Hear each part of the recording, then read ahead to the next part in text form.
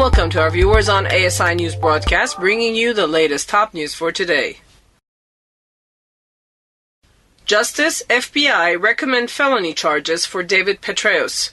FBI and Justice Department prosecutors are recommending felony charges against retired General David Petraeus, leaving Attorney General Eric Holder to decide whether to proceed with an indictment.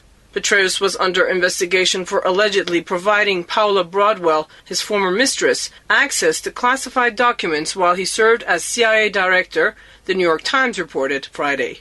Petraeus, who resigned when the affair was made public, denies that he ever gave Broadwell classified information, and his lawyer declined to offer a comment to the Times. The administration was under pressure to bring the probe to a close after it had dragged on for 2 years. Last month, Senator John McCain wrote Holder to express his concerns. Without commenting on the underlying merits or anticipating the outcome of the investigation, I can conclude this is a circumstance in which the principle of justice delayed is justice denied is certainly at play, the Arizona Republican wrote. This matter needs to be brought to resolution. McCain also told Holder that since, quote, you and others within your department have weighed in publicly on the case raises questions about whether this investigation is being handled in a fundamentally fair and appropriate manner, end quote.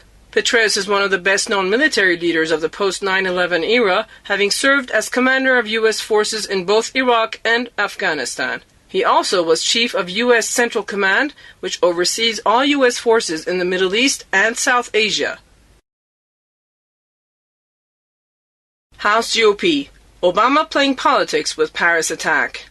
Republicans pushed back on a White House line that they are jeopardizing national security by using Homeland Security funding to try to undo President Obama's executive action on immigration. After a Friday GOP conference meeting focused on a new plan to defund the executive action, a key player in the effort brushed aside the White House accusations as predictable politics and blasted Obama for playing politics with the terrorist attack in Paris. Republicans in December passed an omnibus spending package that funded the government until September, except the Homeland Security Department, the umbrella agency that oversees the Immigration and Naturalization Service, and the Customs and Border Patrol Agency.